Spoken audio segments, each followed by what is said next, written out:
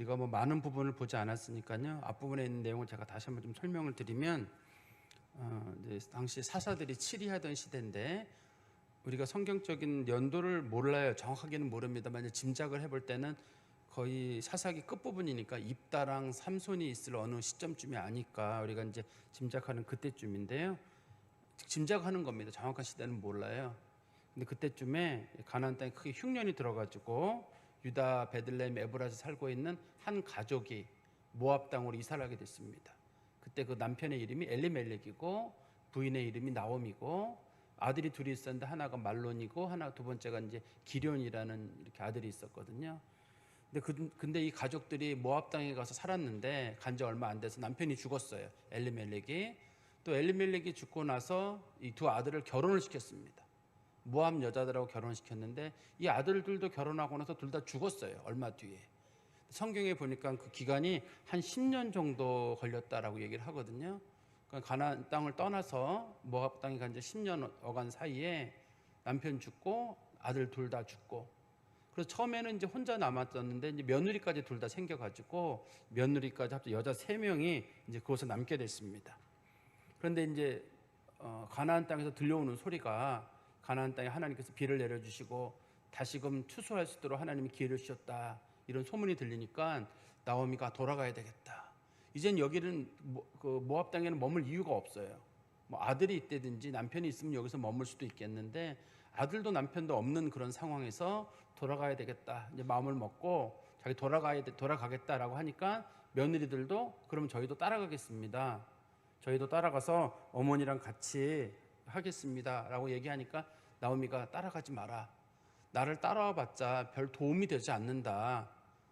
너희들이 그 땅에 가면 분명히 이제 편견과 차별 속에 있게 될 건데 그 땅에 돌아갈 생각을 하지 말고 그냥 너희 어머니 집으로 돌아가서 그냥 거기서 너희들 재혼하고 살아라. 나는 그동안 너희들이 내 아들들 살아있을 동안에 병 간호하고 도와준 것도 고맙고 지금까지 나를 수발해 준 것도 고마운데 여기까지가 우리 관계인가 보다. 이제 돌아가서 좋은 사람 만나서 재혼해라.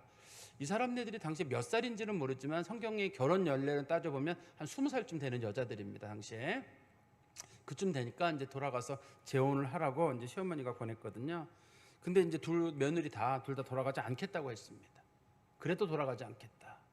그런데 이제 시어머니가 생각해 봤을 때 이 며느리들이 그냥 자기 시어머니 좋아하는 마음에 그냥 열심히 있는 마음에 얘기를 꺼내는 것 같아가지고 합리적으로 얘기를 꺼냈어요. 얘들아, 나를 따라가 봤자 아무 소용이 없다.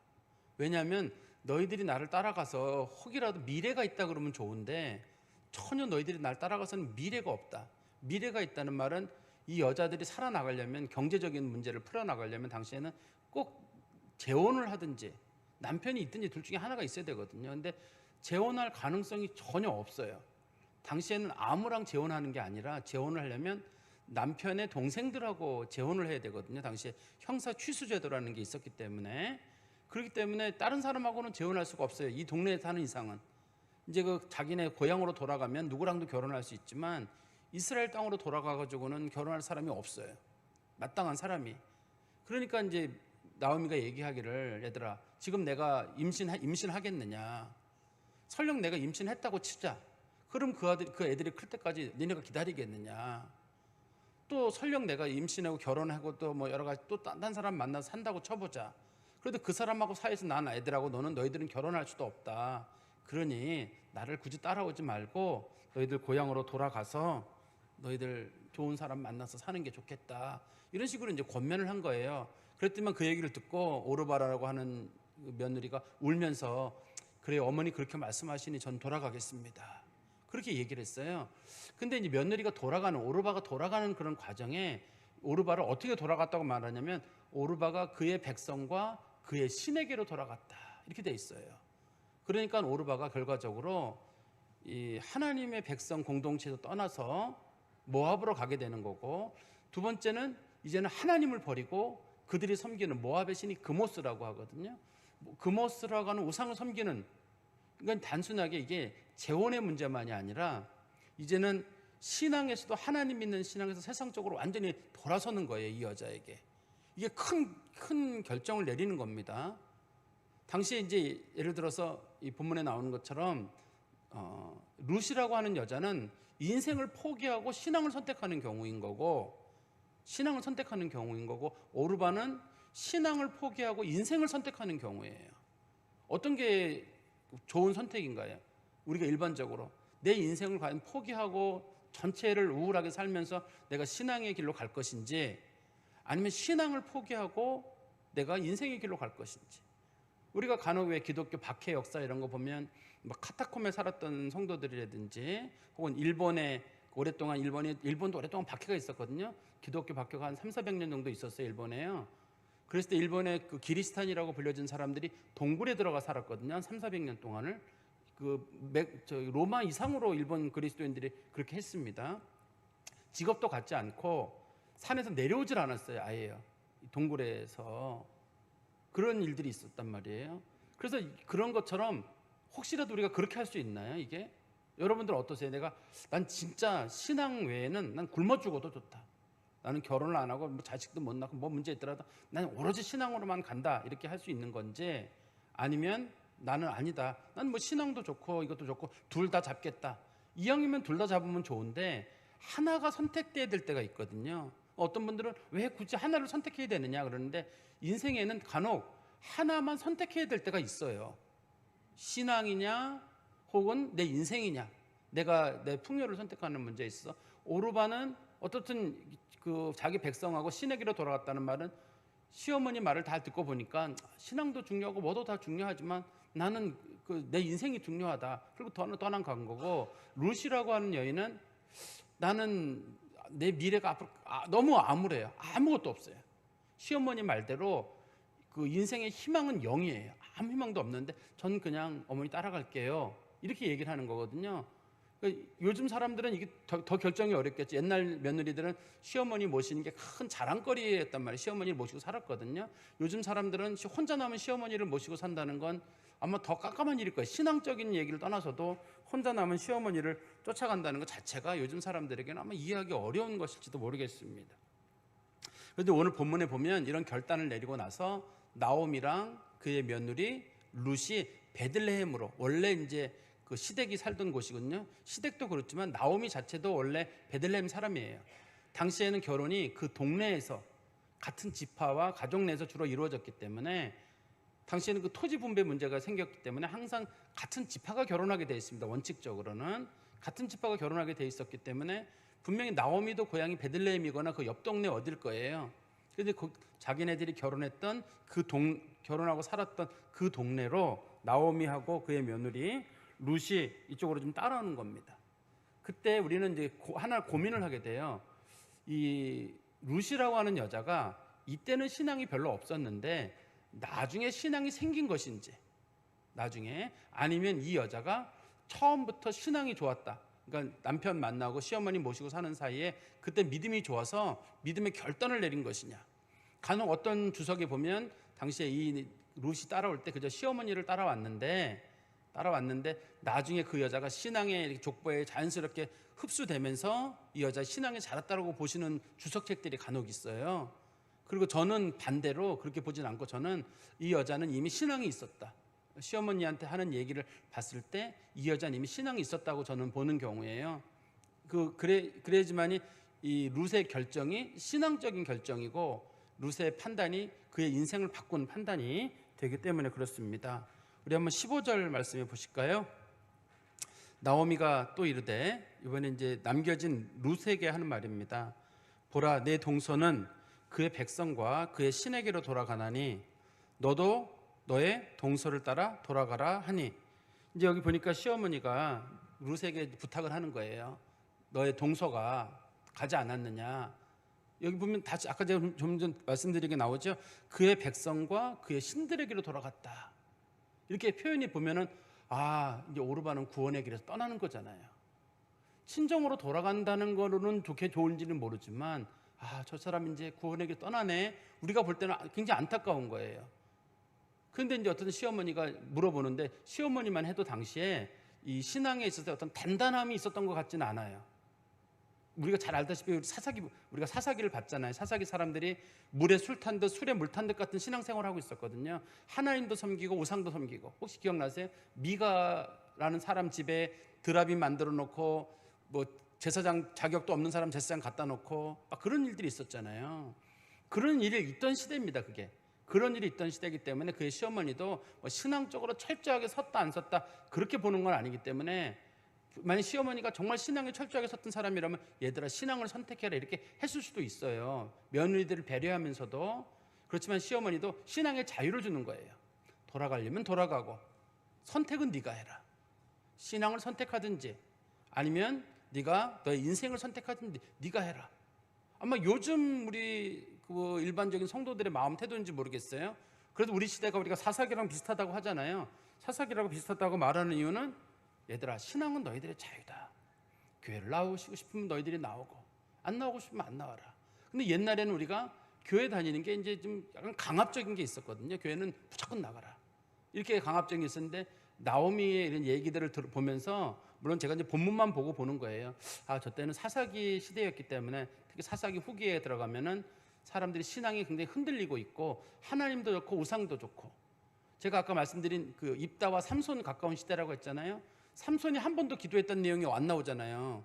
삼손 사사기에 보면 삼손이 기도했던 얘기 한 번도 안 나오고 이방 여자들 다 만나고, 그냥 삼손이 힘이 셌다는 거 외에는 특별하게 뭐 한 게 없어요. 삼손이라는 사람이 신앙적인 결단은 딱 한 번 있죠. 죽기 전에 하나님 제가 원수 갚게 해주십시오, 그거 한 번 결단 외에는 그 백성의 지도자라고 불려지는 사람이 기도 한 번 한 적이 없는 세대예요. 근데 그때 당시에 그 지도자가 그 정도라 그러면 일반인들도 마찬가지였을 거거든요. 일반인도 마찬가지였을 텐데 아마 그 시어머니도 그런 마음의 태도를 가지고 며느리들에게 종교적 자유를 준 게 아닌가 하는데요. 근데 우리 이 말씀에 보시면 우리나라도 똑같은 표현이긴 한데요. 너의 동서를 따라 돌아가라. 내 동서는 그의 백성에게로 갔다. 너도 너의 동서를 따라가라. 우리나라 말의 동서는 남편의 부인이죠. 여자들끼리 남편의 부인을 여자들끼리 부르는 말이잖아요. 우리나라 말에는 동서라는 말이. 히브리어에서는 이 동서라는 말의 뜻이 만약에 내 남편이 죽으면 다시 내가 또 그 남편 동생하고 결혼해야 되거든요. 동생하고 결혼을 할 여자, 그러니까 내가 동생하고 결혼하게 되는데 그 남자의 부인이란 뜻이에요. 그러니까 옛날엔 동서 개념이 우리나라랑 좀 달라가지고 내 남편이 죽으면 그 동서의 남편이 내 남편이에요. 동시에. 요즘 우리랑 좀 다릅니다. 요 개념이. 당시에는 종례혼의 결혼이 있었기 때문에 내 남편이 죽으면 그 동생의 남편이 내 남편이 되는 거예요. 그렇다고 해가지고 내가 무슨 그 사람하고 사는 게 아니라 그 사람하고 사이에서 아기를 낳으면 그 아기는 전 남편의 아기가 돼요. 그리고 나도 이 사람하고 살진 않아요. 아기를 낳으면 살진 않고 다시 분리가 되거든요. 그러니까 출산을 위한 과정에는 이 동서의 남편이 필요한 거예요. 그래서 여기서 동서라는 히브리어 말 자체가 그런 뜻을 가지고 있어요. 당시에 우리 형사 취수제도라고 하는 그런 제도를 가지고 있는데, 시어머니가 아무튼 며느리들에게 떠나라고 얘기를 했는데, 우리 다시 성경 말씀 보십시오. 16절에 롯이 이렇게 말하죠. 롯의 말이 아주 16절 17절에 보시면 롯이 강경하게 말을 하는데요. 롯이 이르되 내게 어머니를 떠나며 어머니를 따르지 말고 돌아가라고 강권하지 마옵소서. 어머니, 저한테 어머니 떠나라고 말하지 마세요. 그리고 또 제가 어머니 따라가는 길에 돌아가라는 이런 말 다시는 하지 마세요. 이제 어조가 상당히 셉니다. 이제 여기서부터 점점 우리가 이런 걸 뭐 국어로는 점층법이라 그러나요? 점층법이라 그러는데 점점 이렇게 강도를 세게 말해요. 어머니 저한테 떠나라라든지 돌아가라든지 이런 말 다시는 하지 마세요 하고 자기 의지를 표현하는 겁니다. 그러면서 어머니께서 가시는 곳에 나도 가고 어머니께서 머무시는 곳에 나도 머물겠나이다. 그러니까 끝까지 제 어머니랑 함께 할게요. 어머니가 어디로 가시는지 내가 거길 가고, 어머니가 만약에 이 모압 땅에 머물면 제가 거기 머물고, 어머니가 베들레헴으로 가면 저도 베들레헴으로 가고, 그러니까 어머니가 가는 곳에는 어디든지 저도 끝까지 가겠습니다 라는 이런 얘기를 하는데, 성경에 보면 이런 똑같은 맹세를 한 사람이 나와요. 우리 성경 말씀 하나 보시겠어요? 사무엘하 15장 21절에 이런 비슷한 얘기를 한 사람이 있습니다. 사무엘하 15장 21절. 이때가 왕께 대답하여 이르되 여호와의 살아계심과 내 주 왕의 살아계심으로 맹세하옵나니 진실로 내 주 왕께서 어느 곳에 계시든지 사나 죽으나 종도 그곳에 있겠나이다 하니, 요 이때라고 하는 사람은 다윗의 친구면서 다윗의 모사예요. 당시에 이때라고 하는 사람이, 그때 다윗이 압살롬에 의해서 패해가지고 마하나임으로 도망을 갈 때입니다. 이미 다윗은 도망을 가고 있고 이때가 막 따라오고 있었어요. 근데 이때가 따라오고 있을 때 이 얘기를 했거든요. 왕이 어디로 가시면 제가 따라가겠습니다. 그러니까 다윗이 돌아가라. 내가 돌아가서 그들의 마음을 교란시켜라. 만약에 너까지 따라오게 되면 그쪽에 있는 정보들을 알 수가 없으니 제발 네가 너의 그 자리로 원래 있던 자리로 돌아가서 내가 압살롬에게 충성하는 척하면서 나를 좀 도와달라. 그때 요 이때라고 하는 사람이 등장하거든요. 요 이때라고 하는 사람 때문에 결국은 다윗이 살게 되죠. 압살롬이 막 추격하려고 할 때, 다윗을 추격한다고 할 때 이때가 얘기하거든요. 추격하지 마십시오. 다윗이라는 사람은 약은 사람이라서 백성들 틈에서 자지 않습니다. 쫓아가봤자 소용없습니다. 그런 얘기를 하는 바람에 추격하려고 하다 추격이 늦어져요. 며칠 추격이 늦어지면서 다윗이 도망을 갈 수 있어요.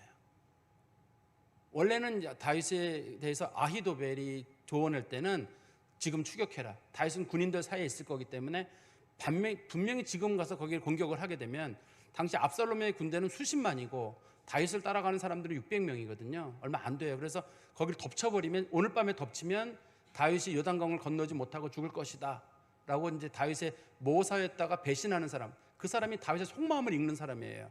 성경에 보면 다윗의 속마음을 읽는 사람이 딱 한 사람 나오는데 그 사람이 아히도벨이거든요. 근데 그 아히도벨이 다윗을 배신하게 돼요. 이 아히도벨이 우리아의 아내 밧세바의 할아버지예요, 성경에서. 그래서 그 사건으로 인해 가지고 가족들이 완전히 이제 좀 다윗에 대한 실망 때문에 이제 좀 배신하는 사건이 있거든요. 그때 이제 그때 아히도벨이 그 얘기했을 때, 아닙니다. 다윗 왕은 약은 사람이라 거기서 자지 않고 분명히 딴 데 가 있을 겁니다. 그럴 때 이때라고 하는 사람이 워낙 다윗하고 친하고 친구였거든요. 친한 친구였기 때문에 압살롬이 그때 누구 말을 듣냐면 이때 말을 들어요. 이때 말을 들어서 이것에 대해 충격을 받아요. 누가 충격을 받냐면 아히도벨이 충격을 받아가지고, 야, 이게 아주 중요한 기점이었거든요. 요때 다윗을 놓치게 되면 압살롬이 결과적으로는 진다는 걸 아히도벨이 짐작을 해가지고 아히도벨은 가서 자살을 해요. 어차피 우린 진다. 자살을 하게 되고, 이때의 말대로 며칠 머무는 사이에 다윗은 결과적으로 마하나임으로 요단강 건너편에 있는 요새예요. 사울 왕 때 만들었던 요새거든요. 거기 가서 다윗이 숨어 지내면서 1년 가까이 숨어 지내요. 그리고 다윗이 나중에 군사를 모아가지고 다시 공격을 하게 돼서 다시 나라를 회복하게 되거든요. 그때 이때라고 하는 사람이 끝까지 다윗을 배신하지 않을 때, 그때 다윗이 이때가 쫓아가야 돼요. 왜냐하면 다윗을 따르던 사람들을 다 죽였거든요. 다 죽이고 소수의 사람들만, 주로 누구만 남았냐면 용병들만 남았어요. 원래 다윗의 유대인 지도자들은 다 다윗을 배신했고, 블렛 사람이라고 하는 사람들이랑 그렛 사람들은 주로 다 이방인 용병들입니다. 그 사람들만 다윗을 쫓아가고 있을 때인데, 이때도 안 쫓아가면 이때도 죽어요. 근데도 이때가 쫓아간다고 다윗이 남으라고 할 때, 그때 그런 상황이거든요.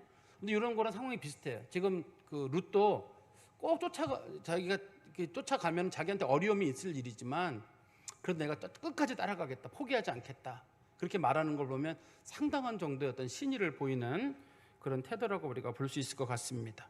그리고 다시 성경으로 돌아가 보시면, 우리 성경 말씀에 16절에 중간쯤에 보시면, 어머니의 백성이 나의 백성이 되고 어머니의 하나님이 나의 하나님이 되시리니. 저는 이 부분이 룻이라고 하는 여인의 아주 큰 장점이라고 봐요. 이 사람이 하나님 앞에 중요한 결정을 내리게 되는데, 하나님도 선택하고 자기 시어머니도 선택해요. 저는 어머니의 하나님만 따르겠습니다, 그 얘기를 한다 그러면 저 여자 신앙 좋은 여자구나. 근데 이 사람은 신앙도 선택하지만 동시에 시어머니도 선택하는 거예요. 나중에 사람들이 룻이라는 여인은 왜 저렇게 신앙생활을 잘하느냐, 룻이라는 인물에 대해서 보아스가 나중에 상당한 호감을 보이거든요. 사람들이 뒤에 보면 나옵니다. 2장에 가면 사람들이 얘기하기를, 저 여자가 시어머니도 잘 섬기고 밭일도 열심히 하고 하나님도 잘 섬기고 자기 백성 다 버리고 여기까지 왔습니다.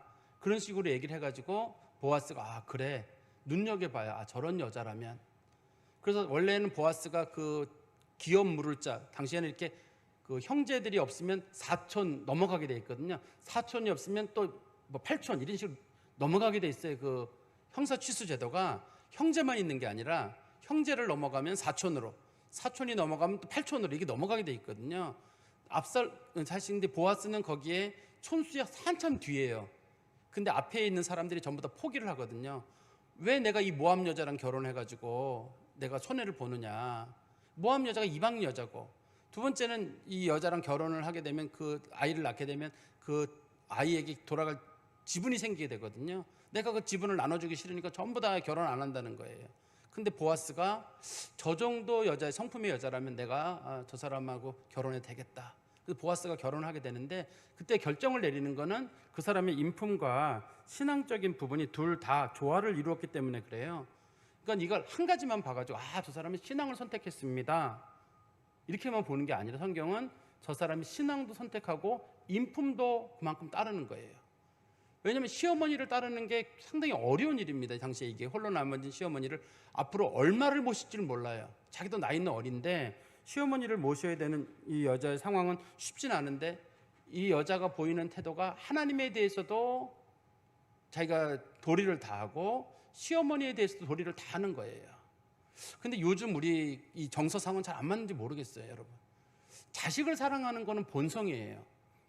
성경 어디도 그렇고 동서고금에서도 자식을 사랑하는 걸 가지고 우리가 물론 부모님의 사랑을 위대하다고는 하지만 자식에 대한 사랑은 본성에 가깝습니다.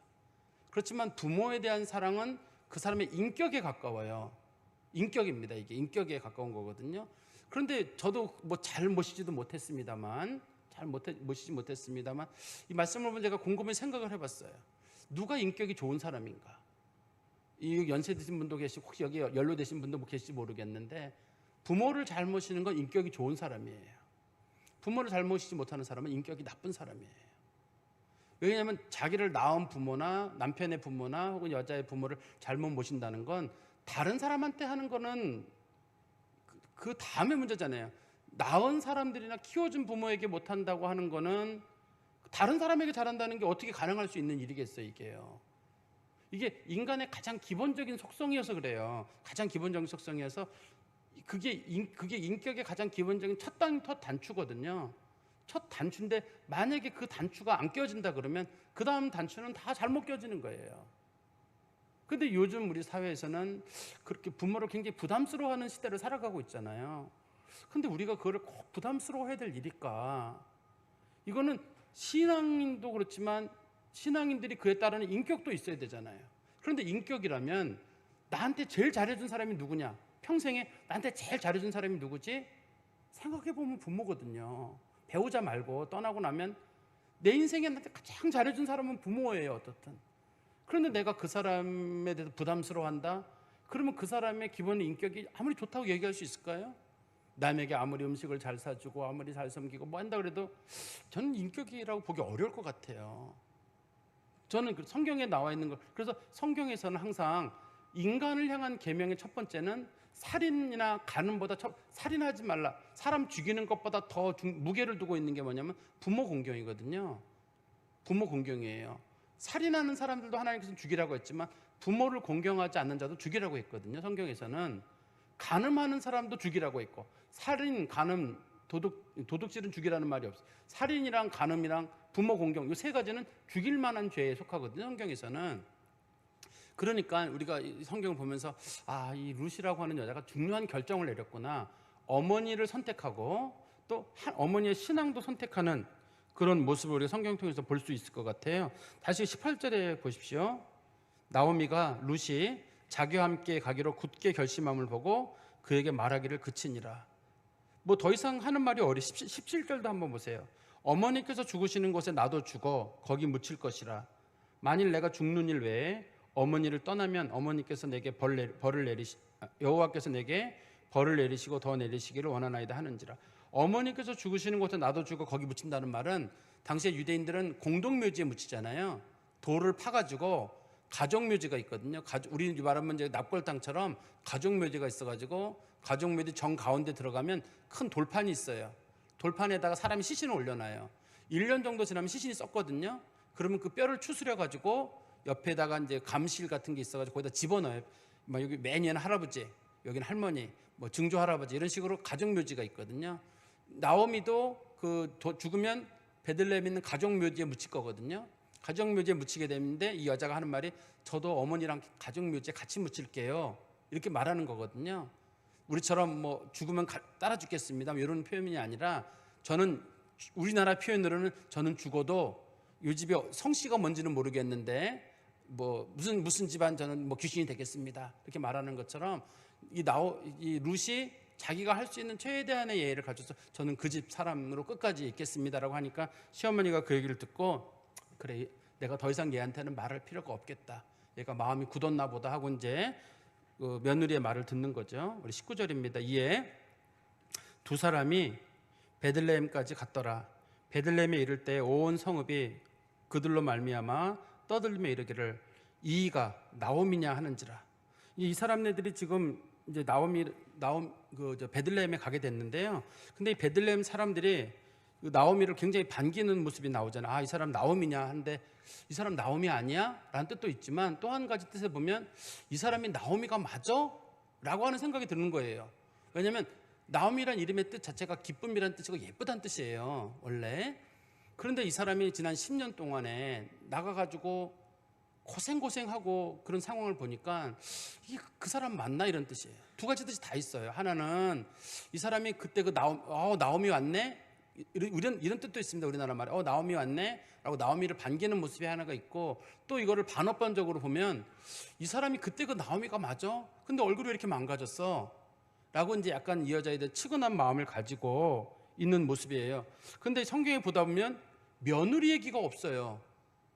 저 여자는 누구야? 그런데 저 여자는 누구인가? 이렇게 물어본다는 얘기가 있어야 되는데 여자에 대해서 물어보질 않아요. 물어보지 않는 이유는 첫 번째는 이 사람이 누군지 몰라요.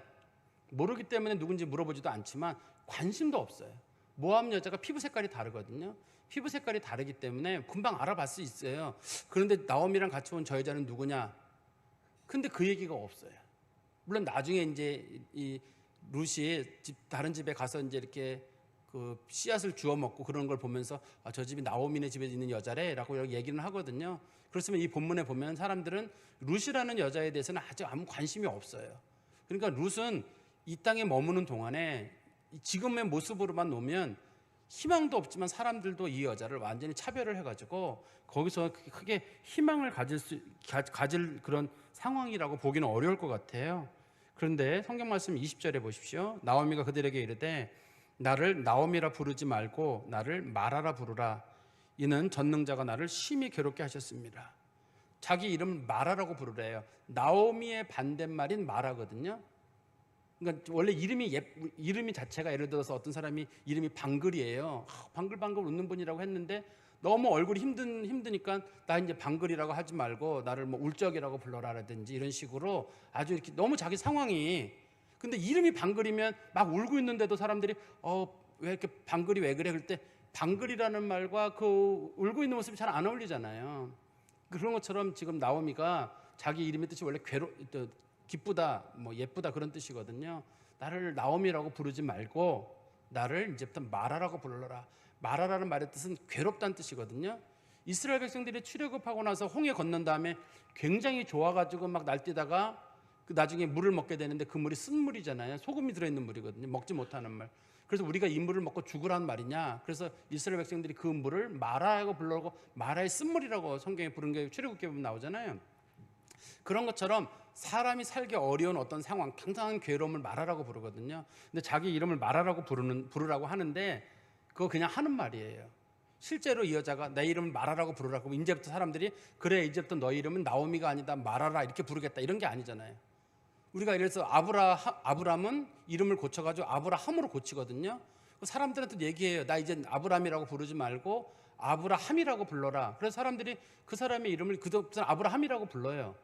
또 사례도 그냥 어미라는 뜻에서 열국의 어미라는 뜻으로 이름을 사라로 고치거든요. 그러면 사람들이 그때부터는 사라라고 불러요. 야곱도 마찬가지예요. 자기 이름이 이제부터 나 야곱이 아니라 이스라엘이다. 하나님과 싸워서 이겼다면 사람들이 그때부터는 그 사람을 이스라엘이라고 불러요.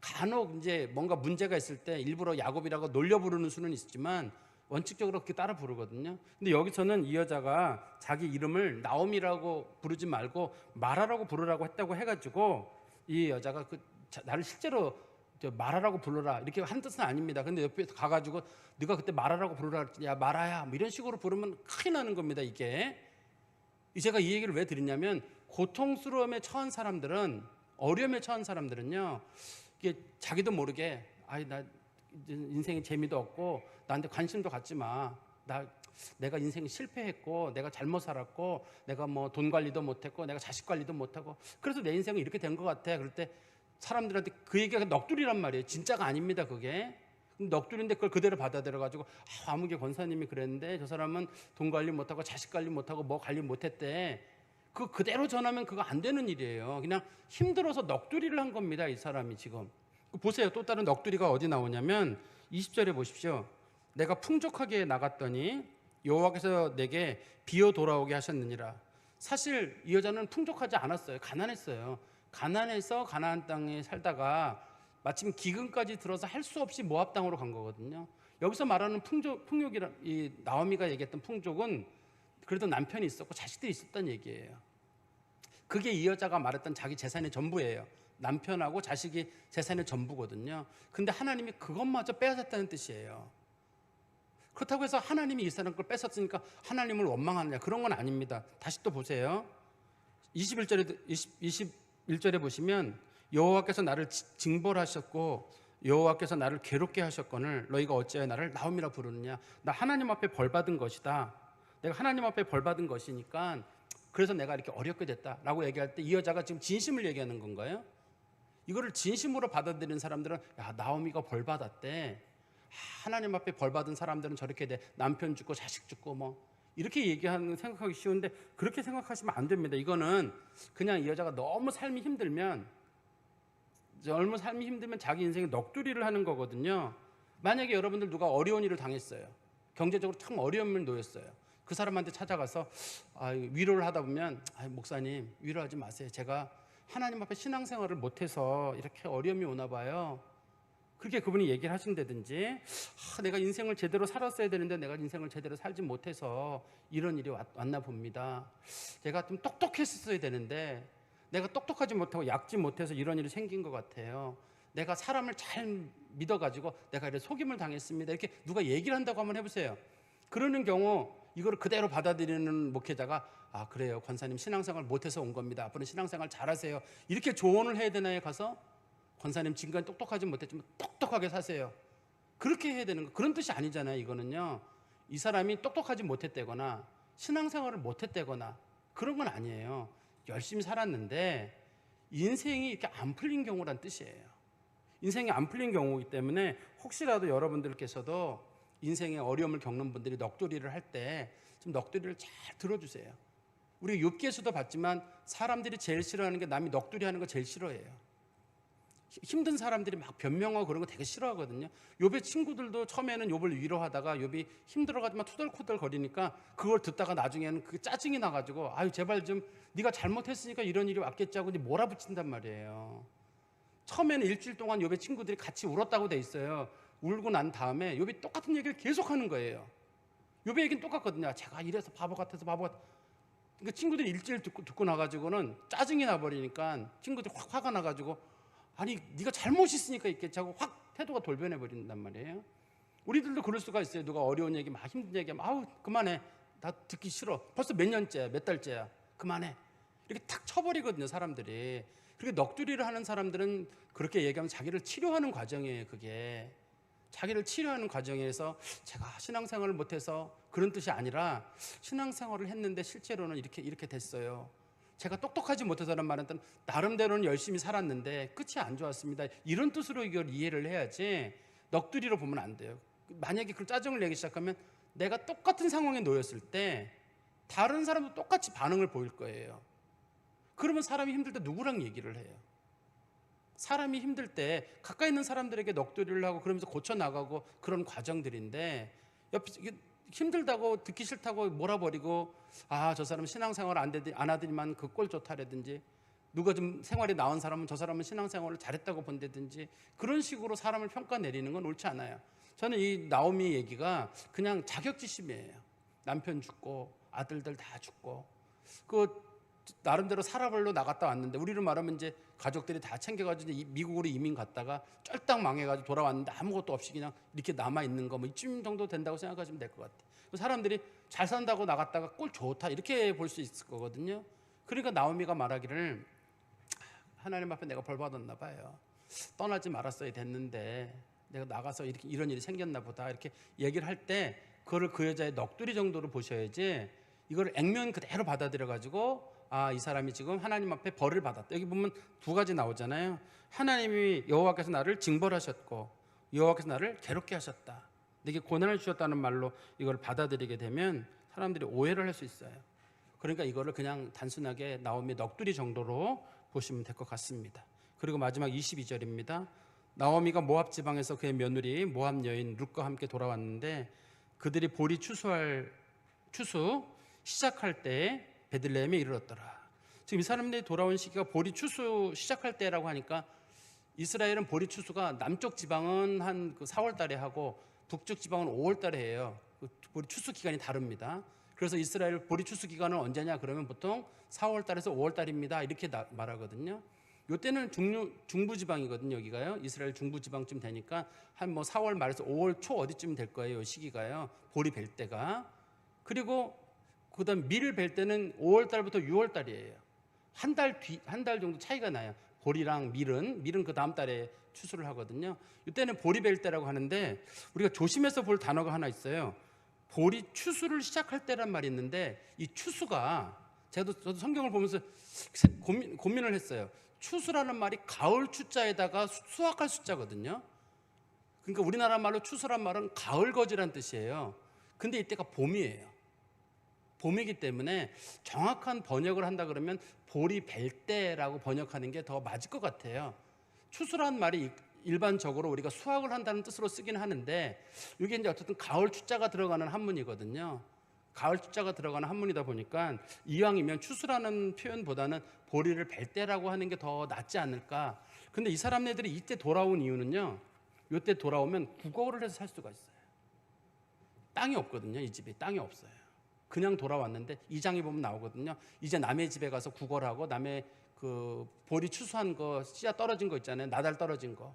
이제 민수기에 보면 나달 떨어지더라도 가난한 사람들 줍지 말라고 돼 있거든요. 큰 줄기들은 다 어차피 걷어가게 되고 나달 떨어진 거를 주워 먹고 살아요. 가난한 사람들이. 그 시어머니가 생각하기를 지금 우리가 돌아가면 어떻든 구걸해서라도 남의 밭에서 떨어진 보리 씨앗이라도 주워서 먹고 살겠구나, 최소한 굶어 죽지는 않겠구나라고 생각해서 돌아가는 거예요. 이 시점에. 다른 시점에 돌아가게 되면 이거는 그 사람들로부터 돈을 빌려야 된다든지 그렇게 살아야 되거든요. 근데 여기서는 빌릴 수 있는 상황도 안 되니까 이 사람네들이 돌아갈 수 있는 시기는 보리 추수할 때든지 밀 추수할 때든지 그때 돌아가서 그때 어떻게든 주워서라도 먹고 살아야 되겠다. 시어머니가 생각하기에 최고 좋은 시점이에요. 어떻든 간에 땅에서 주워서 먹어도 살아야 되겠다는 그런 원칙 때문에 그때 딱 돌아오는데, 시어머니 인생 결정은 아무튼 상당히 지혜로운 결정인 거는 분명합니다. 언제 돌아오는 것보다도. 말씀을 좀 정리해서 말씀드리면, 여기 본문에 보면 무엇을 선택하느냐가 그의 인생의 방향을 바꾸는 것 같아요. 지금 오르바는 어떻든 자기 인생을 잘 생각해 보니까 돌아가는 게 나을 것 같아요. 처음에는 시어머니를 따라가고 뭐 자기도 시어머니 좋아하고 남편 잘 모시고 했던 건데, 그런데 시어머니가 얘기를 쭉 하는 걸 보니까 시어머니 따라가서는 막막해요. 내 인생을 앞으로 어떻게 살 것인가 고민하다가, 그래 내가 내 인생을 좀 개척해 봐야 되겠다.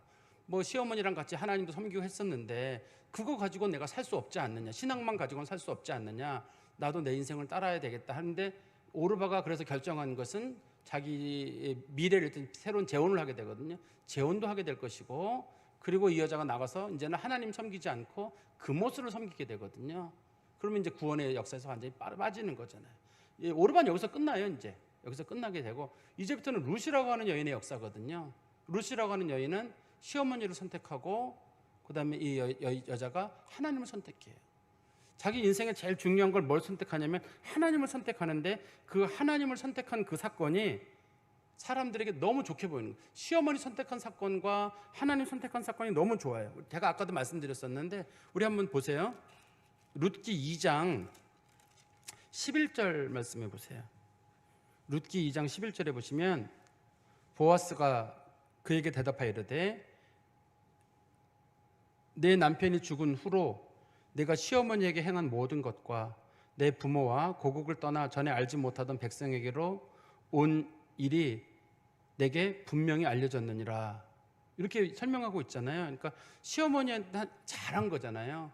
시어머니한테 잘한 일과 그 다음에 이 모압을 다 버리고 하나님 믿는 신앙으로 돌아온 거, 이게 소문이 난 거예요. 그 동네에 소문이 나니까 보아스가 그 사건 때문에 마음이 조금씩 움직이기 시작하는 거예요. 이 사람이라면 이방 여자고 원래 모압 여인은 이스라엘 총회에 못 들어오게 돼 있거든요.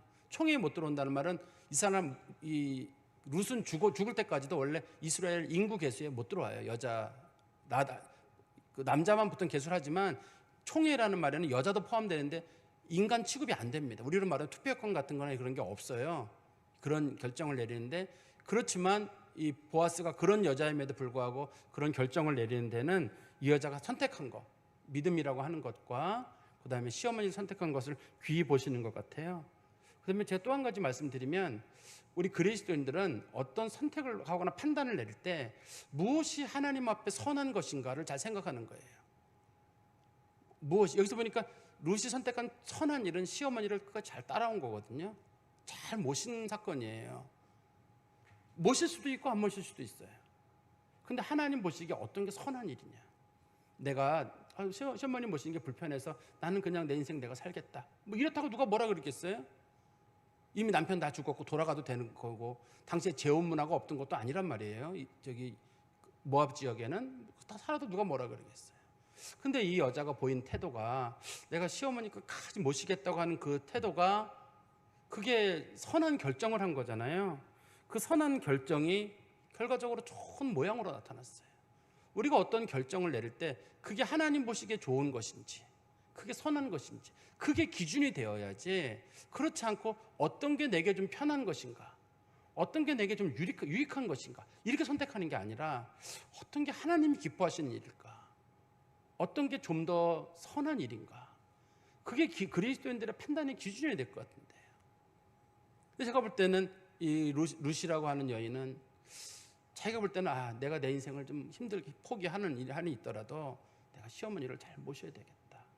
여기는 꼭 뭐 시어머니 얘기 나오니까 이제 며느리들 여기 많으신 분들은 눈빛이 뭐 총기가 나오는 것 같아. 그래도 어쩔 수는 없어요. 근데 성경에 나오는 얘기니까 어떻든 간에 그러더라도 성경에 보니까 잘 모셔라. 이제 시어머니뿐만 아니라 뭐 친정 어머니도 마찬가지고 또 처가 부모도 마찬가지인데 잘 모셔라라고 얘기하시는 것 같아요. 그게 우리 인생의 선한 일 아닐까요? 우리 인생에 보이는 선한 일인데 이건 그리스도인들이 내려야 될 판단이 아닐까. 그리고 이 룻이라고 하는 여인이 가지고 있는 성품이 있잖아요. 그 성품이 시어머니를 잘 모시는 것만 그것만이 아니라 참 성실한 여인인 것 같아요. 성경 말씀 다시 한번 보세요. 우리 룻기 2장 7절에 보시면 그 룻이라고 하는 여자에 대한 사람들의 평가가 나옵니다. 룻기 2장 7절에 보시면 그의 말이 나로 베는 자를 따라 단사에서 이삭을 죽게 하소서 하였고 아침부터 와서는 잠시 집에서 쉰 외에는 지금까지 계속 하는 중이니이다. 이 여자가 나달 주어가지고는 제대로 생활이 안 되니까 나와가지고 하는데 생활력을 귀히 보는 거잖아요. 이 여자가 나달 죽는 거거든요. 남자들 틈에서 죽는 거기 때문에 당시에 이스라엘 여자들은 하지 않아요. 이스라엘 여자들은 주로 밤에 죽게 돼 있어요. 남 몰래. 일반적으로 이스라엘 사람들은 이 부끄러움이 있어가지고 밤에 죽어요. 몰래 가가지고 아침 남 없는 시간대 주로 죽게 돼 있거든요. 그게 원래 이스라엘의 소위 공적 부조 제도의 기본 원칙이에요. 남이 몰래. 그래서 일부러 남겨두고 일부러 버려두고 이렇게 하게 돼 있거든요. 근데 이 여자는 남 다 보는 데서도 그냥 아침부터 저녁까지 그냥 꾸준히 하는 모습이에요. 이게 이제 보아스에게 엄청난 감동을 주거든요.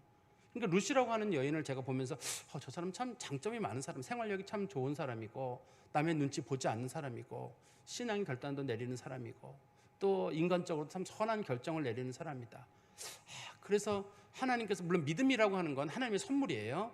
믿음은 하나님의 선물이긴 한데 하나님께서는 믿음을 선택한 사람들에게는 큰 복을 주는 것 같아요. 또 사람들이 선을 행하느냐 안 하는 것도 인간의 선택의 문제예요. 하나님의 은혜가 기본적으로 작용하지만 선한 일을 선택한 사람들에게는 하나님께서 복을 주신다는 게 우리가 믿어져요. 처음에 룻이 시어머니 따른다고 할 때 그건 결심을 보일 때 우리가 말씀을 보면서 저희 잘 될 것 같아, 그런 말 생각이 안 드시나요? 어려운 결정을 내릴 때 어머니가 가는 곳에 저도 가고, 어머니가 멈추는 곳에 저도 머물고, 어머니 죽으면 저도 거기서 죽고, 어머니 묻히는 게 저도 묻히고, 어머니의 백성이 저의 백성이 되고, 어머니의 하나님이 저의 하나님이 되고, 어머니 저 돌아가라고 하지 마세요, 저 끝까지 따라갑니다 할 때, 야, 저 정도의 결단이 있는 여자라면 잘 되겠다 왠지. 끝이 참 좋게 끝나잖아요. 우리 그리스도인들 이 말씀을 좀 마음에 두시고 믿음과 소위 그 선한 민, 인성의 조화를 잘 이루는 그런 성도 되시기를 간절히 소망합니다. 기도하겠습니다. 하나님 아버지, 주님 은혜 감사합니다. 하나님께서 이방 여인이고 구원의 백성에서 멀었던 자들을 하나님께서 불러서 하나님의 믿음의 가문의 중심에 세우시고 복과 은혜를 주시는 과정을 저희들이 말씀을 통해서 보았습니다. 아무것도 보이지 않는 가운데서 믿음을 선택하고 또한 사람을 돕는 선한 일을 선택하였을 때 하나님 은혜를 베푸시는 것처럼 우리도 그것이 손해처럼 보이고 막막해 보인다 할지라도 제일 먼저 믿음 선택하게 하시고 제일 먼저 사람을 돕고 사랑하는 일을 선택할 줄 아는 지혜롭고 현명한 그리스도인이 되게 하여 주시옵소서. 예수 그리스도의 이름으로 기도하옵나이다. 아멘.